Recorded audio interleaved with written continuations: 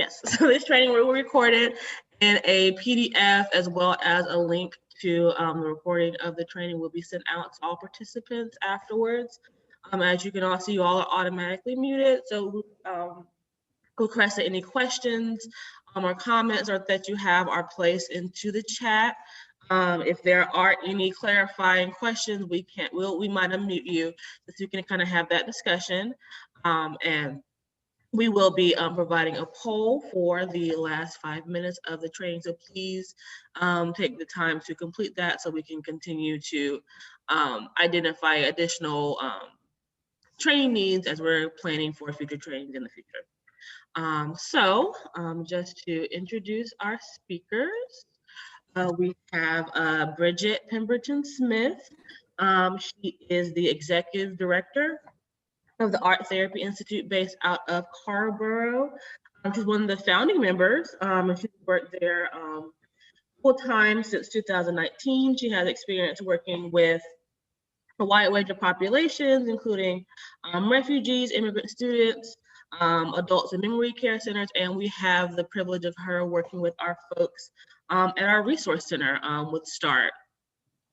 We also have Maggie Robbins, who is our clinical director here at NC START. She's been with us for 4 years and has been working as a clinical director for the past 2 years. She is a registered drama therapist, does an excellent job of infusing creative arts therapy work with the core principles of START. She does facilitate the majority of our trainings here at START. So please be on the lookout for additional postings about training that she's doing in the community. And so she is going to be sharing, her and Bridget are going to be sharing techniques about how creative art therapy can be integral to therapeutic supports for individuals with ID. So I am going to turn it over to Maggie.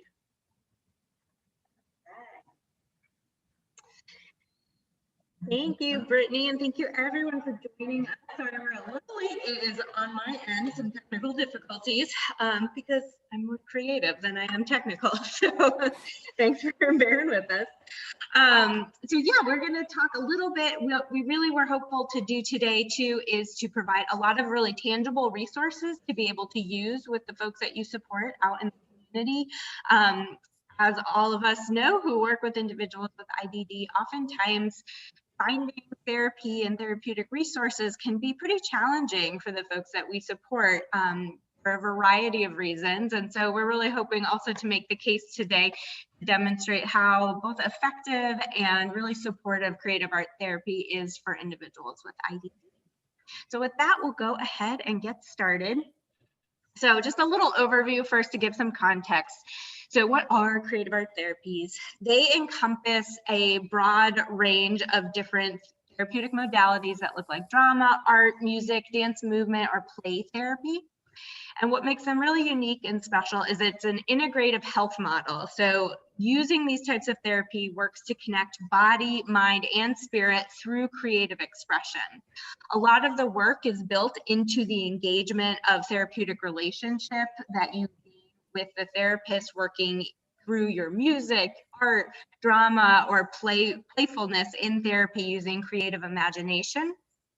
And this allows individuals a really embodied experience where they get to try things on. They get to practice what change looks like. What does it look like to have access to this coping strategy in a moment where I might be feeling really upset? Or what does it look like to try out something before it happens and get a better understanding of what those interactions might look like? It allows folks to engage in meaningful and expressive modalities. And really importantly, one of the things I wanted to hit home is that anything that we're demonstrating today can be modified to support any range of communication style or cognitive abilities, physical abilities. Everything can have modification. And so much of the therapeutic value is based in both a therapeutic relationship and the ability to engage in that kind of creative expression, using your inherent strengths, your inherent self, and the fact that we are all creative, interactive beings. A little bit about both the START model and expressive or creative arts therapies. I wanted to pull in some of the info that we've been talking about over the past several lunchbox trainings. So the first being that creative arts therapies fit very well within that trauma-informed care lens. And trauma-informed is such a buzzword, we hear it so many places, but what it really offers is a sense of safety and compassion in your relationship and your therapeutic relationship. And the creative arts therapies are a really great way to do that. First of all, a lot of the therapies can be projective in nature. So it's not necessarily the individual having to verbally process through trauma, but they may be able to access and utilize more distanced approaches through storytelling, use of metaphor, character work, or through art making. Allows for a therapeutic process to occur, but not actually have to be processing really close to the trauma that may have occurred. We know so many of the people that we support have experienced trauma throughout their life, and finding ways to still have therapeutic engagement that allows a process that is personal to that person, no matter what they want to be able to engage in that moment, is a really trauma-informed way to engage in that therapeutic relationship. Creative arts therapies also really fit within that positive psychology and strengths-based model that we talk about a lot with START. I said it's a very holistic model, so we are taking into account the body, mind, soul, the way that trauma may impact all of those different parts, but also looking at each individual truly as a creative and intricate individual that has their own strengths that they can utilize in different ways, in creative ways, that allows people some practice and opportunity to really form relationships through that therapeutic engagement. It also really fits with our tertiary care model and the biopsychosocial approach, this concept that all things have these different parts to them, and to build capacity, we have to know certainly how to support somebody in crisis. We need to know how to help support somebody in more specialized, specific ways that fit their needs and their therapeutic engagement, the way that they want to communicate, and that then we can help the whole system be able to implement strategies in similar creative ways. Also, this idea of having these kind of multi-layer approaches allows for creation of what we consider kind of therapeutic ritual as well, right? We build community when we recognize that everybody has a story to tell, and all those stories have beginning, middle, ends, whether they're at the end of those stories or not. Maybe they want to work through some of those other pieces. Last lunchbox training, we talked quite a bit about PERMA, and we'll talk a little bit how it applies here today. So I'll just say briefly here that when we engage individuals in the creative arts therapies, we are focusing on that person as a creative being, helping people tap into that sense of flow and utilizing those 5 core elements of PERMA to build on a sense of happiness, fulfillment, and wellness. And I love this quote, I use this one all the time, but just the concept that if you are alive, you are a creative person and that you can create, and it's an important part of thinking through therapeutic support for everybody that we serve. And lastly, very much so that the creative arts therapies really can be and are a systems-based approach to therapeutic support. You are inherently engaging with others, you are working together in groups, and it's really about the power of being seen and witnessed as a real holistic individual who has things that they want to express through a variety of different modalities. Okay, so I'm gonna tap in a little here. So why specifically expressive or creative arts therapies for individuals with IDD? So as I mentioned, and you'll see with some of our interventions we're gonna talk through, every person can engage in all of these therapies with any level of verbal engagement, cognitive ability, because everybody has the full range of emotional expression with or without words. And a lot of these tools that we're gonna look at allow for imagination to come through and creativity rather than necessarily relying on things that may be a little more hard for that person, like memory recall or having to think through an exact sequence of a story, right? Doesn't matter if we can be creative in the moment and adapt and flexible with that person. It allows a more nuanced or personal story to come through when we allow that individual the therapeutic space to express themselves in the way that it works for them, both emotionally and in their mind as well. We'll talk about how we practice these skills in these settings, but one of the things that gets created are these really neat, safe, therapeutic spaces. And we'll talk about some of those in some anecdotes I have coming up, but we'll be looking at things like role play, how to use role play, the ability to try on roles so that you're able to try another person's perspective. The use of storytelling to either look back at a personal experience or maybe integrate something that you've been working on into your working memory. And as I mentioned, use of distanced approaches allows for the ability to possibly process trauma from a more distanced approach that is safe and approachable and compassionate to that individual and where they are in their own personal journey. All right.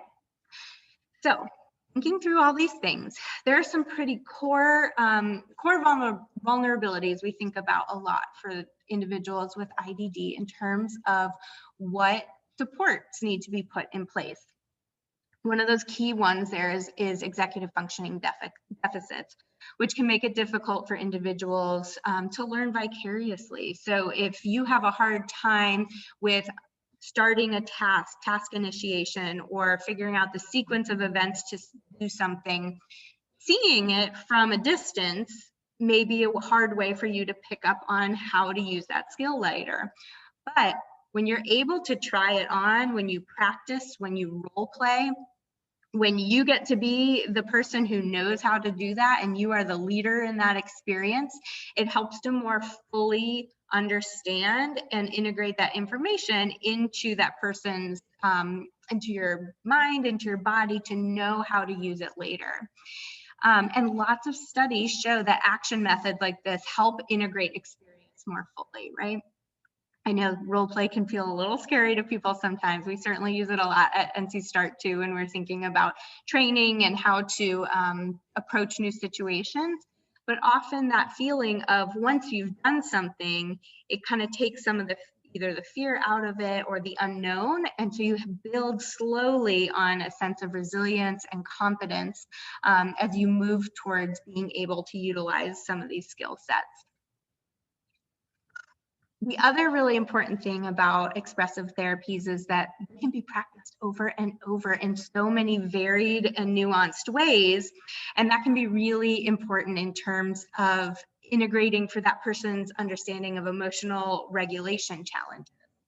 Because we cannot learn how to emotionally regulate unless we get the opportunity to not have control of our emotions for a little bit and try on regulating in safe and contained settings where we get to practice things, we get to try different skill sets out.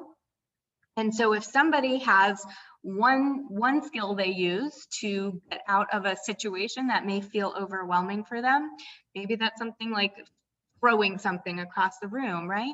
Not necessarily the safest strategy, but it's probably worked at different times.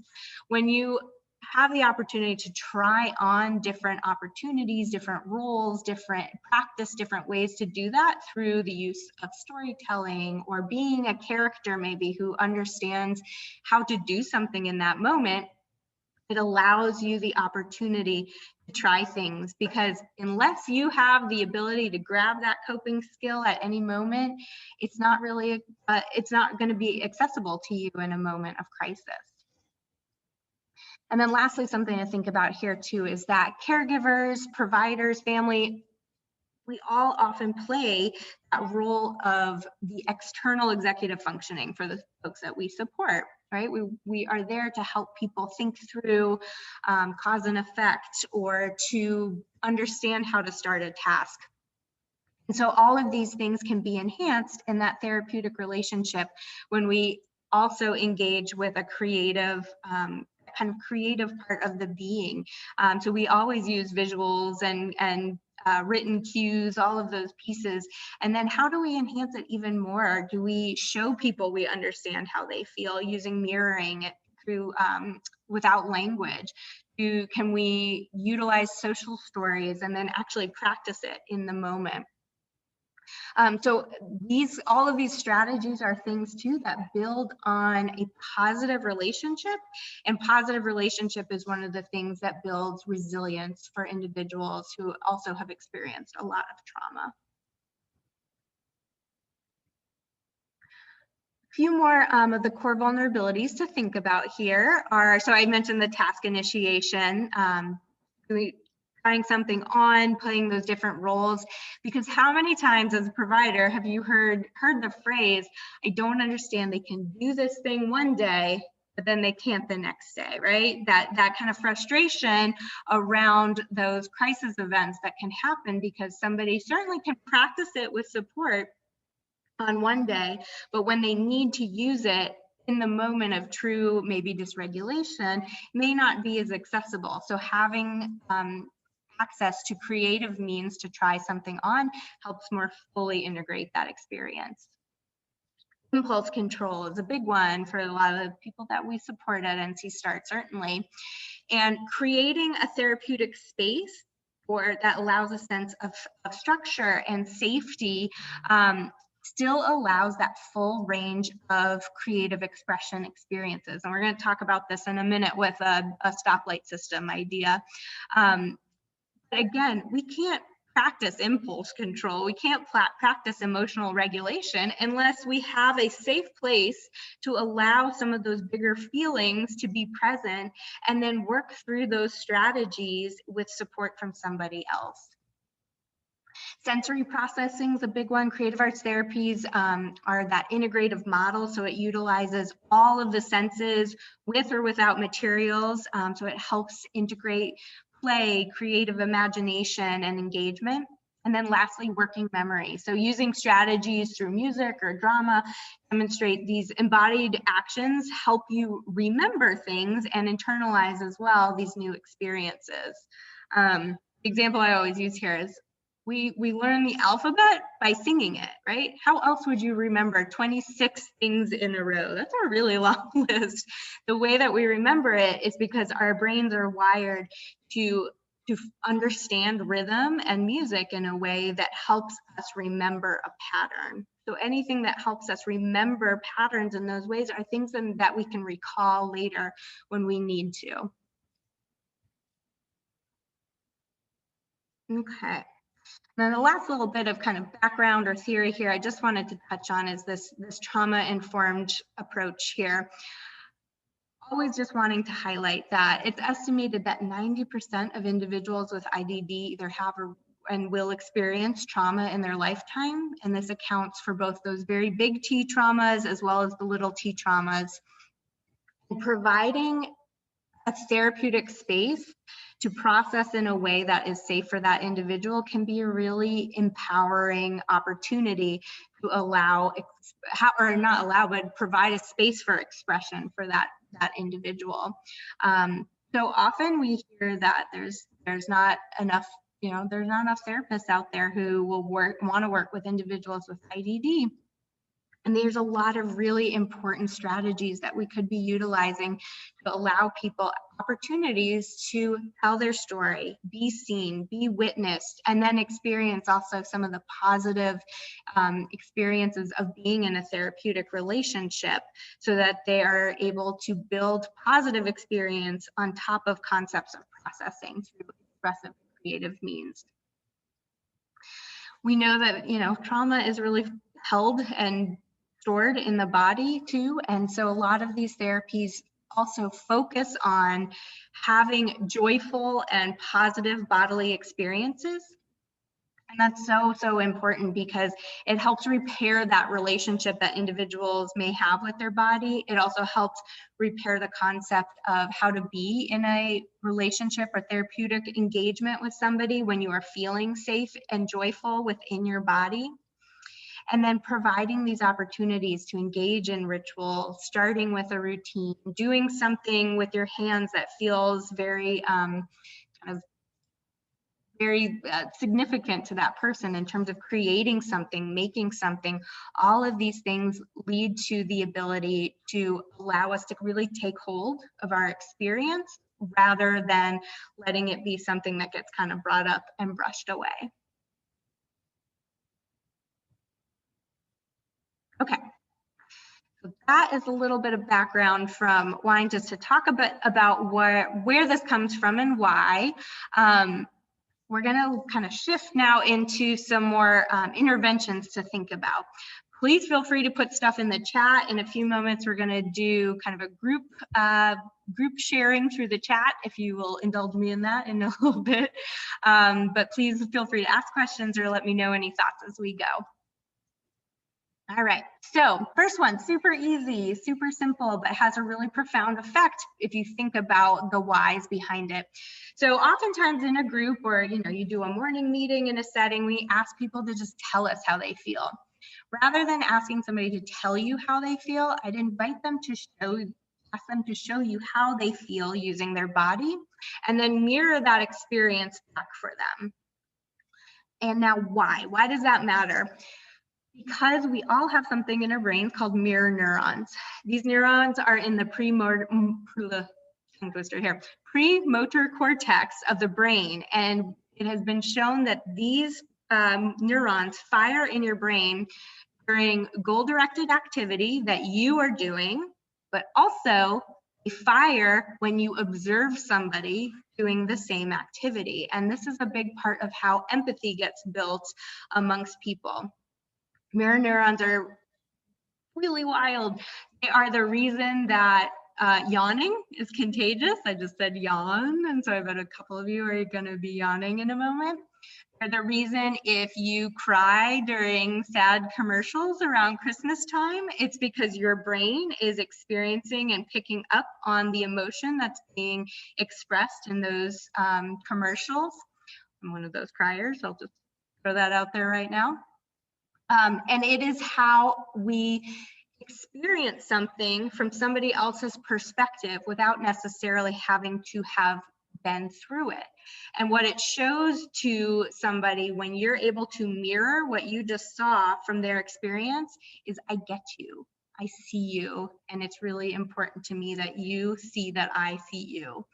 And if we think through the number of times that folks with IDD to have those really impactful experiences and when they may have limited resources to therapeutic engagement, or certainly over the past year with COVID and our limited engagement within the community, you can see it would be it's a really meaningful process to show something and have that reflected back to you.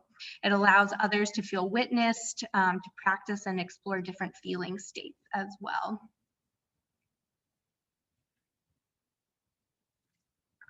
I was bringing up earlier, we can role play with all of the different support strategies that we use. So one of the things that we always talk about at START is use skills when things are going well so that individuals are more able to access them during times of stress, right? Nobody can learn during a stressful period. So the way to have access to those skills is to try them on when things are working well. So the use of role play creates this therapeutic space where people can try on strategies. But other than that, it also creates a space where that person maybe gets to try on being the other role in that scenario. So I would imagine that it gets pretty draining after a while, always being the person who is taught how to use coping strategies, right?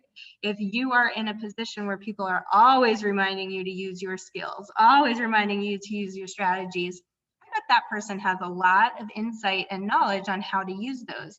And so what we can do is take something like the stoplight system which if you've worked with NC START, you know that we talk about all the time in terms of emotion regulation and recognition, and use that kind of system to encourage individuals to take on the flip side of that role. Maybe give a character to each part of the stoplight system and help that character work through strategies. Create dialogue around ways to help the characters and be really the expert in that moment. So I took this one from our amazing coaches who did the executive functioning training a little while ago. Santiago made this great one with the Lego character. And this character is showing his green, yellow, red, feeling out of control, starting to feel bad, and when he feels green. So asking somebody in that role to help somebody who's in red right now, I don't know the Lego characters' names, I probably should have looked that up, but ask him what he needs in that moment. I bet you that individual can come up with a lot of strategies when the stress is taken off of their self, and they have opportunities to show those inherent strengths in a new way to demonstrate, here's how you can use these strategies. Allowing people to access other parts of their being that lets them be the teacher, gives them those opportunities to really shine and be a leader, be creative, have that sense of zest and kindness and fairness and all of those strengths that we want to focus on. With that comes the concept of using storytelling to build therapeutic relationship. So some ideas here: you can build on stories one sentence at a time within a group. Often providing kind of a starter sentence can be helpful to spark some creativity. People might get a little nervous about saying the first couple lines, so sometimes giving the start to a story and letting the group build on it from there builds a real sense of cohesion, but also a lot of creativity, a lot of humor comes out of those scenarios. For individuals, some other ideas or modifications: if somebody might have a hard time with memory recall, invite group participants to share reactions to a photograph. The photograph doesn't have to have any connection to anybody there, just can be an interesting picture, because it allows people to utilize their imagination and creativity without the stress of thinking of right or wrong answers. Often there's this kind of stress in those situations to be like, well, I have to say what's there, when what we can actually do is have an experience together about what this picture sparks in our mind, what it brings up for us creatively or imaginatively. Time slips is on here. That's a really great resource to be able to use with folks. This one was actually created initially to work with individuals with dementia, because the pictures will evoke a lot of kind of memory based on what they've experienced in the past, and takes, again, away the stress of having to be in that place of knowing the answer. You can create a story or a poem asking people to share their favorite song lyrics. This can be really powerful if you want to also add to the song lyrics with the group, asking to add to it. A really great one is this little light of mine, I'm going to let it shine. Ask people what it looks like when it shines. We'll do an example of that kind of thing in just a minute, but build on the resources that people are saying, this is calming to me, this makes me feel good. And for modifications, you can always have things written out, song lyrics written on paper, paste them all together so participants can see what they wrote out. It's a really powerful thing to create something with a group and then have a tangible outcome from there. This is just a story too about how to use some storytelling as well.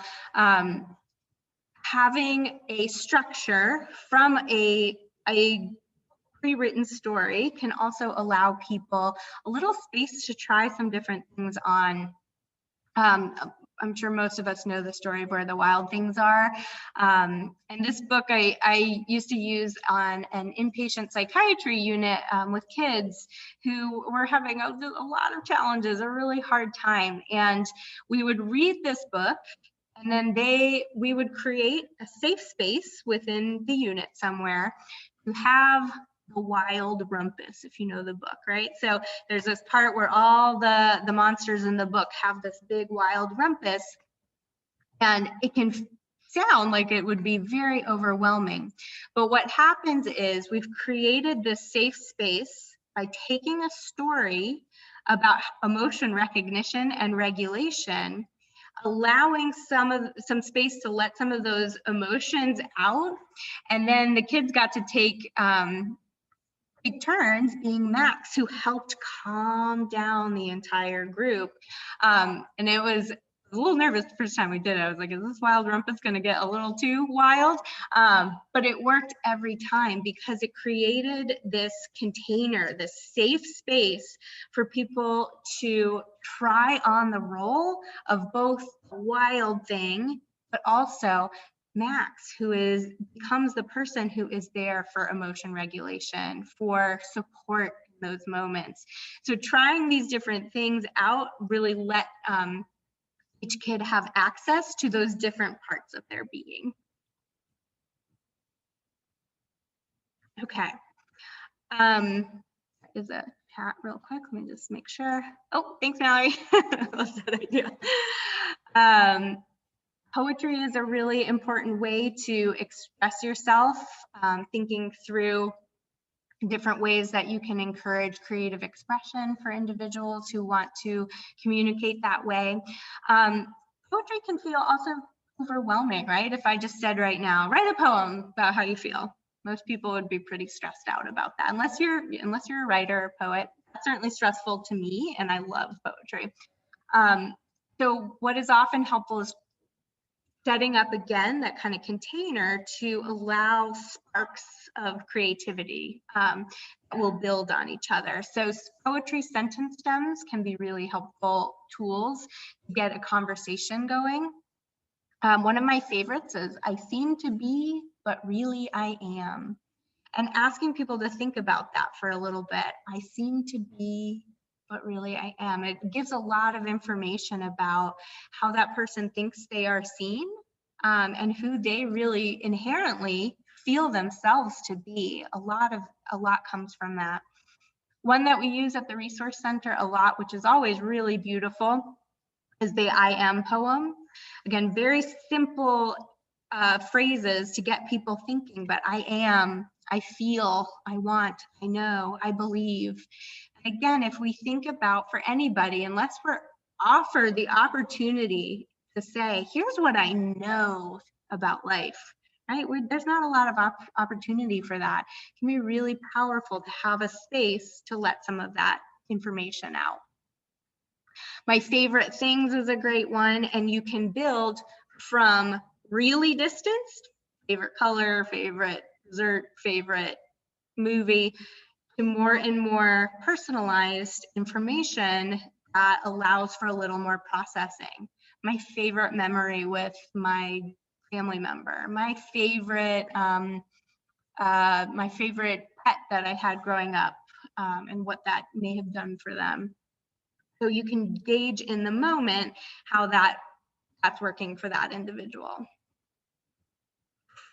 Okay, then lastly, real quick here, my favorite part of poetry is also building into poems that are pre-written, because you're taking this beautiful structure and then you're encouraging the group to be part of a process that creates this really beautiful work of art that has a lot of cohesion and sense behind it. So we're going to do that as a group together. I'm going to pull up the chat here.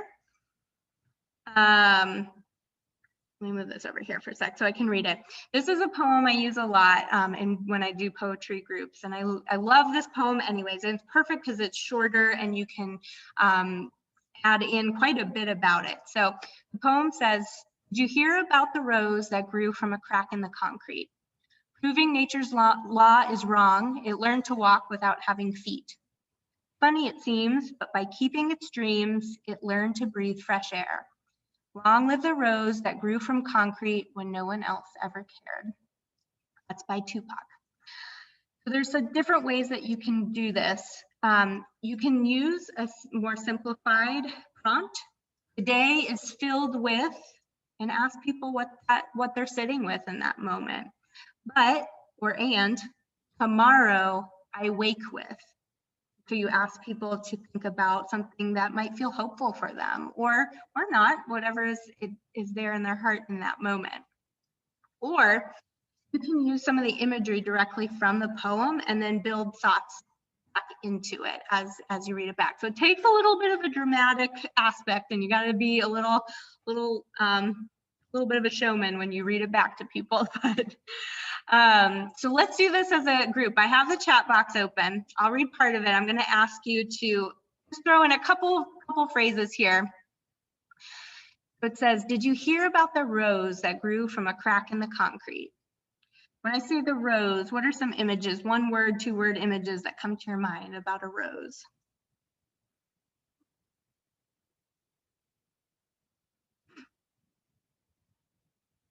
Pretty and prickly.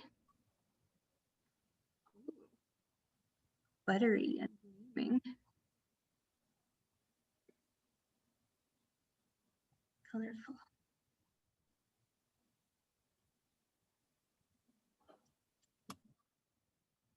Beautiful with thorn. Great. Woo. Lovely. Good. Okay. Soft pedal. Beautiful. Thanks, all. Proving nature's law is wrong. It learned to walk without having feet. What does it feel like to move your body freely? Think about that movement.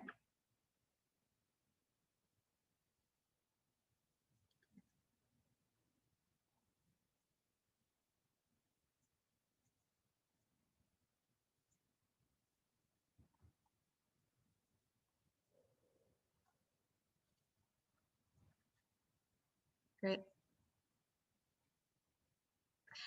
Funny it seems, but by keeping its dreams, it learned to breathe fresh air. It was a big one, but with 1 or 2 words, some dreams that rose may have had.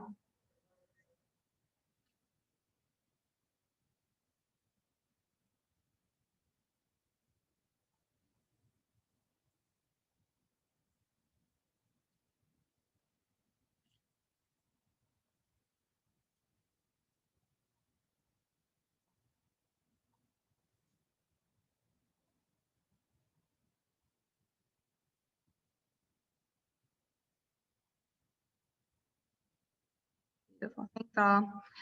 Long live the rose that grew from concrete when no one else ever cared. I care about 1 or 2 words.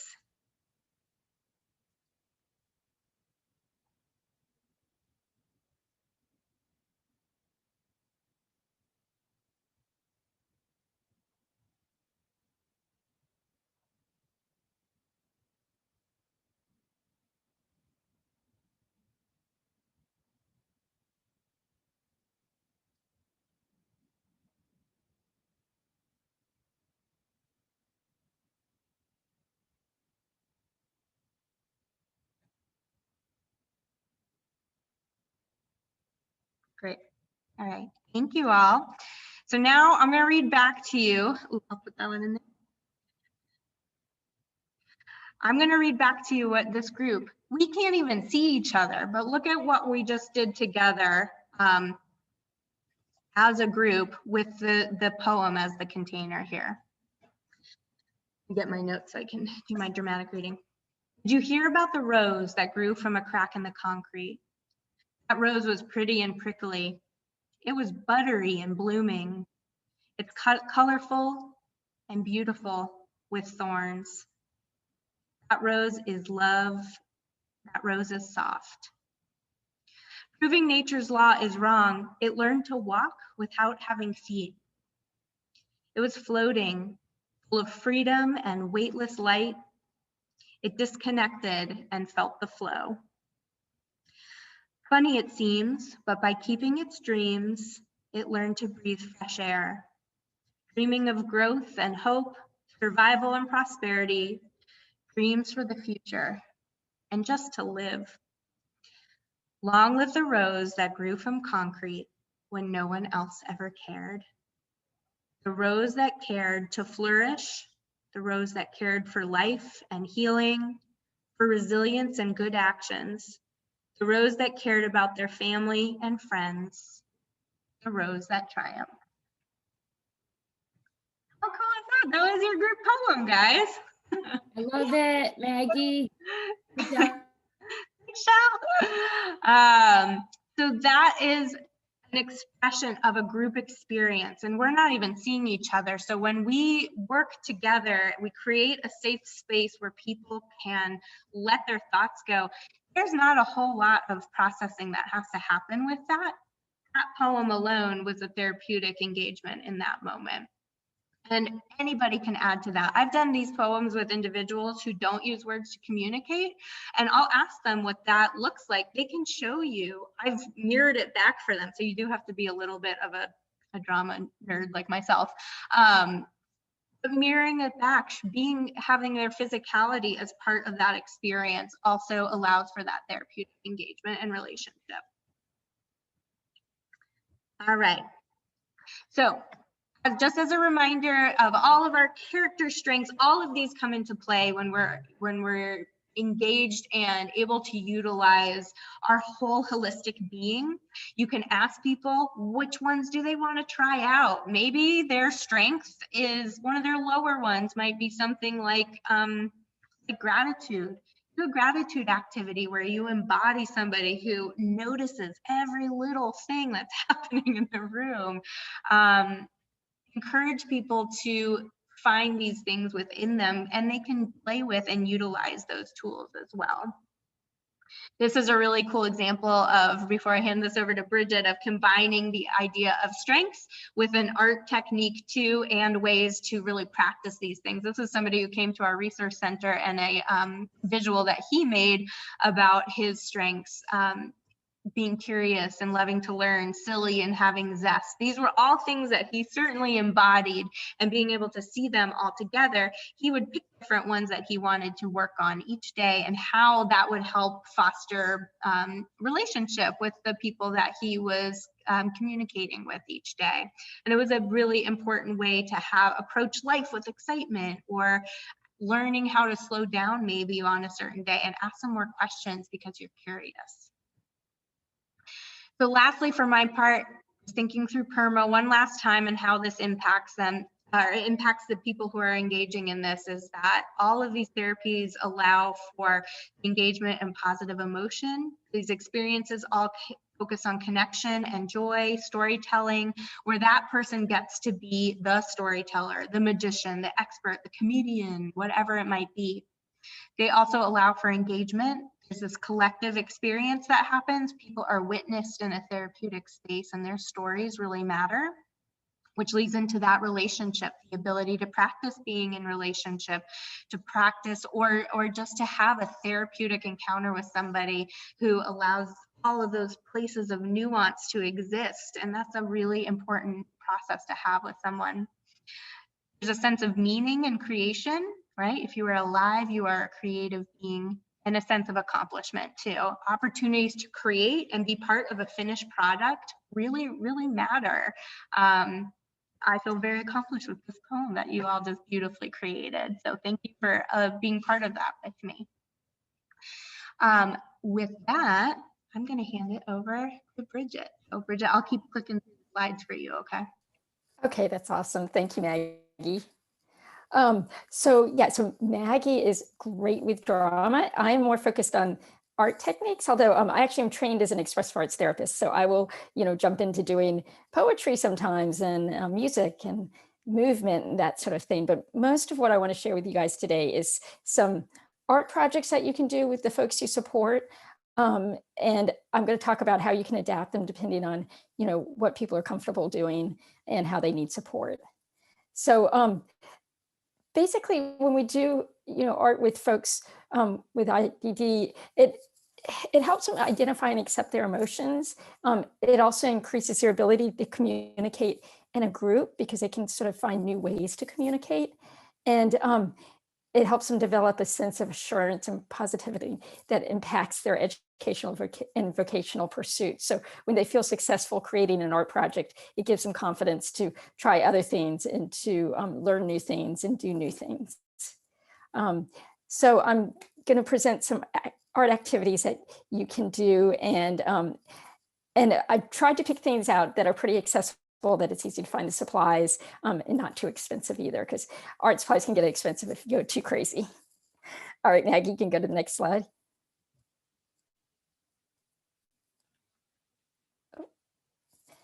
All right, so Maggie just had us do an experiential with the poetry, and you know, all of us art therapists in the world love to do the same thing. So if I was there in person with you guys, would have art supplies all over the table, but I'm just going to invite you guys to create a Zen doodle, because all you need is a writing utensil. It can be a pen or a piece or a pencil, and then a piece of paper. Even if you just have lined paper with you, it's fine. So what you want to do, and I'll show you a couple other examples. This is one that I did a month ago or so, but you want to sort of create some large shapes on your piece of paper. And then within those large shapes, you can add smaller shapes and sort of fill it in. So it's a very sort of meditative activity, and it really sort of focuses on mindfulness, but also can, you know, focus on fine motor skills, just doing those small shapes. And, you know, however people are comfortable filling it in. I did, with this one that I'm showing here, I kind of had the idea of like a tree trunk and all the different rings. And, you know, I filled it in with different sections. The outer section is just lines. And then I did little circles, and then, you know, other types of lines. And so it can, you know, you can do whatever you want with it. And it's a really relaxing sort of thing to do. So I'm going to invite you guys to do that while I'm talking. I know back when we were all in grade school, we were told that we shouldn't doodle in class, that we needed to pay attention to the teacher all the time. But what they've actually found is that for some people, doodling helps them concentrate more. They're able to absorb more of what they're hearing by using their hand to create something. It's all this sort of left brain, right brain interaction. So if you feel compelled to do Zen doodle while I'm talking, and at the end, we'll check in and see how it felt to do that. All right, so we're going to go to the next slide, and there'll be a couple others Zen doodles just to give you an idea. So some people like to actually create a shape that they didn't fill in. So we've got the hearts here on the left. And I've seen people do animals even, where they sort of break it up into little shapes within the animal and fill in the different patterns. And then the one on the right is just a bunch of whimsical patterns. There's sort of a spider theme going on there. A lot of people like the spider web way of doing Zen doodles. So there's no right or wrong way to do a Zen doodle. And you can make your sort of interior shapes as small or as large as you want. Take as much or as little time as you want to do it. All right, we'll go to the next slide. So this art project, I call it torn paper collages. You don't have to tear the paper to do this. You can also cut out shapes, but there's something really visceral about tearing paper. And it's something, you know, normally we're not given permission to tear paper, but in art you can, and it feels good. This is one that I created, and I made it a little realistic. It looks a little bit like flowers in an abstract-y type of way, but you can also just do lines and shapes and however you want to do it. So all you need is, you know, paper, different colors of paper, glue sticks. If the person you're working with is comfortable using scissors, they can cut things out, or they can tear, either way. And yeah, one neat way to do this is to do it as a team. And so we'll go to the next slide, and I'll show you a little bit about this. I love doing artwork that sort of reflects back on famous artists and makes doing artwork like a famous artist much more accessible. So Matisse, who in his younger days was much more of a painter, when he got older and couldn't move around as well, he started making these things he called paper cutouts. And they're actually really quite large collages where he would cut out shapes. And he worked with his students. You can see in this picture on the left, there's a student sort of squatting down next to him. he would cut out the shapes and then he would direct the students to hang them up on the wall where his larger piece of paper was and create the image that way. So they really worked as a team. And so, when you're working with the people you support, you can do it different ways. It might be that they want to tear or cut out the shapes and then direct you where to put them on, and you can glue them down, or it can be the other way around where you cut out shapes and they glue them down. It's just a neat way to, again, like with role play, it's taking on different roles, and depending on what people are comfortable with, they can do whatever part of that activity that feels good and successful for them. All right, we can go to the next slide. So this is a project that I do a lot, especially around Thanksgiving, but any time of the year, it's great. And it's what I call actually, I've always called it gratitude jars, but I want to give props to one of the counselors at the Resource Center who, when I did this last time, it was a month ago or so, he said that he wanted to use his jar for a goal jar. So basically, I'll explain the process for decorating the jar, but after the jar is decorated, I invite the folks who are making the jars to write down on slips of paper things that they're grateful for. So it can be family members, it could be pets, it could be hobbies that they love, songs that they love, anything that they're thankful for. And then they can put those slips of paper inside the jar. And it sort of becomes like a container for, when somebody's having a bad day, they always say one way to get yourself out of a bad mood is to think about all the good things in your life. So this would give you a chance to, they could, if they're having a bad day or a bad hour or whatever, reach in, pull out one of the things they're grateful for and remind themselves of what they're grateful for and just lift up their spirits. In terms of using this as a goals jar, I think that's another great idea where you write down goals that you have and put them in there. And, maybe at the beginning of the day, you pull one out and think, okay, today, what can I do to work towards this goal? So either of those are great. So the process for making this jar, at Michael's, they have these little plastic mason jars. They look just like the regular mason jars that people, can fruits and vegetables in, but they're plastic, so it's much safer. Sometimes when you're putting the tissue paper on, it's easy, to drop it, and so I like the plastic ones. And then you just need tissue paper that's sort of torn up into small pieces, and I like to use all different colors. Some people will go for like a color theme when they're making these, but I usually do just random colors. And then you need to mix up a little bit of Elmer's glue with some water. I would say use, you don't need to mix up a whole lot, like 1/4 cup of water with just a squirt of glue in there, and you just mix it up with your paintbrush.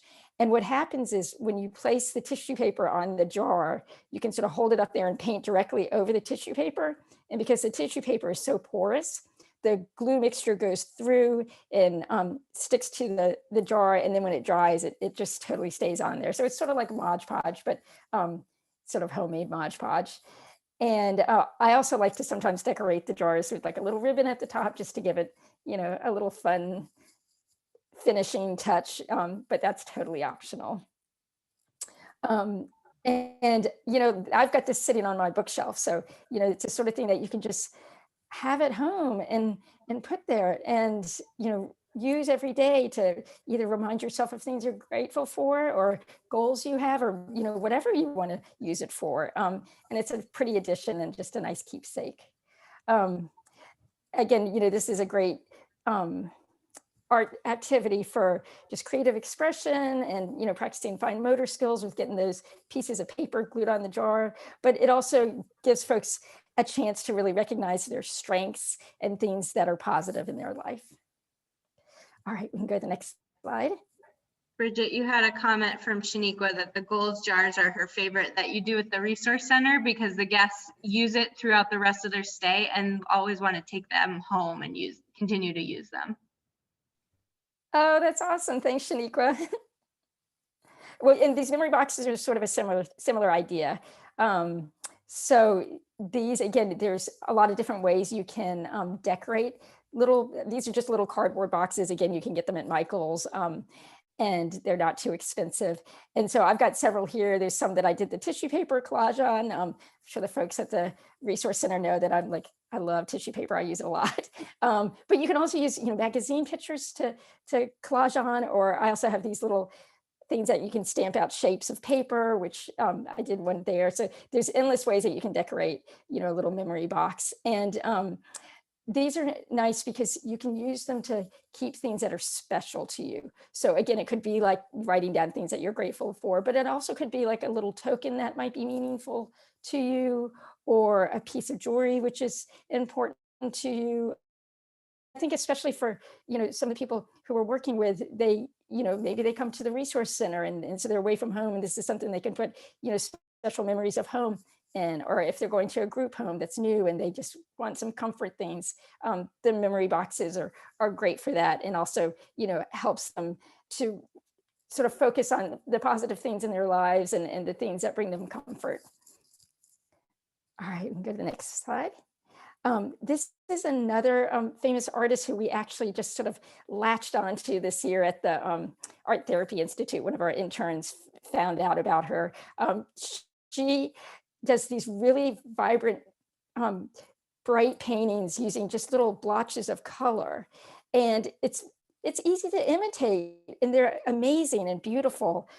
So Amma Thomas was the first African-American woman artist to have work displayed in Washington, D.C. Michelle Obama brought in one of her paintings and hung it in the White House. So that's always exciting, both, for a woman and for a person of color, and, to be brought into the White House by the first couple that were people of color. So we love celebrating that. We did a lot in February with Black History Month. But again, it's really accessible artwork. You could use watercolor paint, paint sticks. You can get these tempera paint sticks, which are great. Torn tissue paper. There's so many different ways you can do it. So here's an example of one that I did. My lines aren't quite as straight as Amma Thomas's were, but it's all about, creative expression and doing it the way you want to do it. I had the idea of making mine look a little bit like a sunset at the beach. So again, you can go a little realistic, or you can go abstract. And, because we're sort of doing these little blotches of color, it's a chance for people to exercise their fine motor skills, but of course, creative expression and just, the joy of creating something bright and cheerful. And relating to an artist who's famous is always nice too. All right, we can move on to the next slide. Real quick too, Tony just had a great comment that the jars and the memory boxes are very much could be a great modification for individuals who may want to journal, but not in the traditional sense of writing it out. That it could be like a way to look back too. I think that's an idea. Yeah, definitely. Yeah, I love that. So as we're getting warmer, we wanted to think about like some things that could get people, outside and engaged with nature. So this is something that we've actually done quite a bit during COVID with the Art Therapy Institute, because sometimes when we're working with people, they don't necessarily have access to art materials. I was able to send art supplies to the Resource Center, but some of the kids who we're working with, they may not have art supplies at home, even though we did deliver them some, but things get lost and that sort of thing. So we've had a lot of fun getting out in nature and creating things from just the art supplies nature gives us. So this is it's a nature mandala. And so the first part of the activity would be to go outside and just see what catches your eye and collect, leaves and flowers and seeds and bits of bark, anything that just sort of, you notice when you're out there walking. And the wonderful thing about these is there's also the experience of all the smells of nature. I mean, leaves smell a certain way. Flowers, of course, have beautiful smells. The seeds have neat textures. There's so much that's just wonderful about collecting stuff in nature. And then you can come inside and arrange it on a table into a mandala, or it doesn't have to be a mandala. It could be any sort of like picture with the leaves and the flowers and the seeds. And some people like to just put it on a table and snap a picture of it, and then you have it forever. You can also glue it onto a piece of paper, although it is eventually going to go a little brown. But there's so many different things you can do with this, and you can like create one mandala and then rearrange and do something new. So again, it's another great sort of team building activity that you can do with your folks, and it gets you outside in the fresh air, experiencing all the different textures and the smells. It's really multisensory. So yeah, it's a fun project right now. All right, the next couple slides are going to be a couple websites that I want to introduce you guys to. I'm going to try to share the, Maggie, you can tell me if this is going to be too complicated. I'd love to actually go on the website, like share my screen and show you guys the website in action. So this is an app, it's at mandalagaba.com, and it lets you create a mandala online, and it's super easy. I mean, this looks like it would be complicated to do, but this is just something you just use your mouse to draw some lines and it creates the mandala, and then you can just click to add color. And so it's super fun.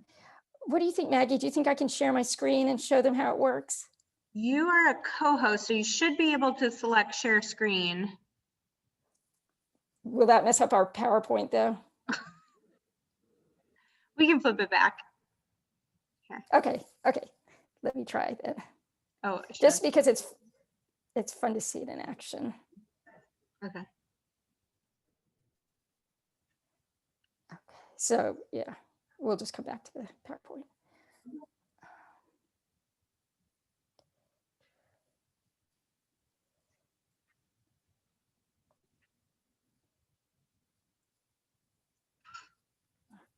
Oh, there we go.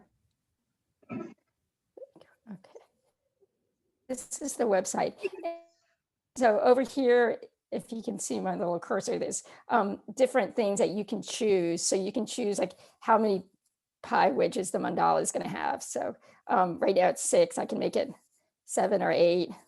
And then this little paint bucket here, you can change the background color. So yeah, I might change it to green. And then these tools up here are used to actually draw the mandala shape. So I like to use the mirror one because it just turns out really cool. So I'm going to click on that one and then pick, this is the little drawing tool here. It looks like a pencil, and you can pick whatever color you want. And then you just start and you draw a line and it just creates it instantly. So you get, like, that was super easy. And it might be that, you know, you want to create the mandala for the person you're supporting and then let them fill in the colors, or you can choose the colors together, that sort of thing. But then once you want to fill it in, there's this little paintbrush here. You just click on the paintbrush and you click on the color you want to use. And then you just click and it fills in the shapes. Usually it lets me do other shapes. I'm not sure, it's kind of behaving weird. We can like to, but let's see. You can play around a lot with it though. Yeah, I don't know why this one isn't letting me fill in individual shapes. Usually it does, but go to it and play around with it. Normally it's more cooperative. Let me try a new session, see if it'll work better for me. Okay.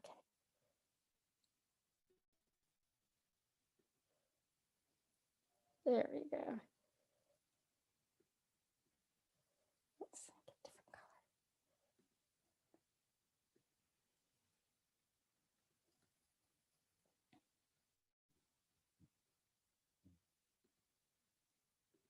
Yeah, now it's working the way I wanted it to work. So you can just click on each shape and it fills in. And I'm doing them sort of symmetrical, but you could do whatever you want. So you guys get the idea.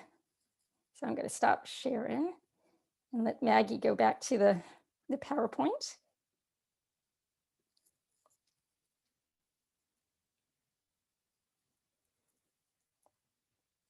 So yeah, this is a great sort of team project that you can work on together because you can pick the colors together. And then the nice thing about this is once you've created it on your computer screen, you can download it and print it and you have an instant piece of artwork. All right, we can go to the next slide. So this is another website you can try out. This one is Guardians of the Galaxy, but you can also just go to Marvel and they've got create your own characters for Spider-Man and Iron Man and that sort of thing. And so you go to this website and you can pick, the gender of your superhero, and you can pick the backgrounds, you can change the colors. And then with the outfits, even you can click on each part of the outfit. So maybe, the sleeves or the chest area, and you can change all the colors to exactly how you want it. And so it's fun. It's sort of like the mandala thing where you're picking colors, planning things. But I also love the idea of doing superheroes because I think it gives us a chance to talk about not only what our dreams would be, like if we could have any superpower in the world, what would it be? What would we want to be able to do? How would we want to change the world and help the world? But we can also talk about superheroes that we already have that might not be thought of, like, being able to fly or something like that, but being a great friend, being a good athlete, being an artist, all of these things which are strengths. So sometimes I do the superhero using the website thing, but you can also just do it where you draw a picture of a superhero, and it just brings such great conversation to recognizing what our strengths are and how we support people around us, and how they support us too. All right, so that's that slide. We can go to the next one.